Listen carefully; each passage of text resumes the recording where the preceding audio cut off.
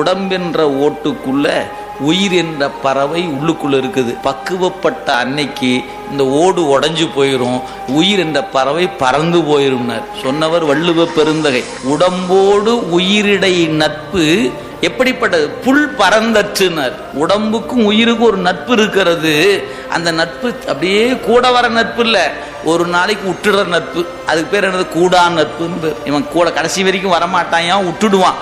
எனவே உடம்பு ஒரு நாள் முட்டை போல உடைந்து போய்விடும். அப்படி உடைஞ்சிச்சுன்னா உயிர் என்ற பறவை பறந்து போயிடும்.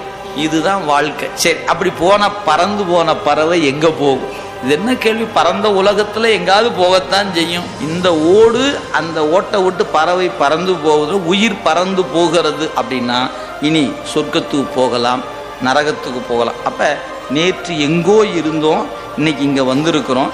இங்க இருக்கிற நாம் நாளை வேறொரு பிறவி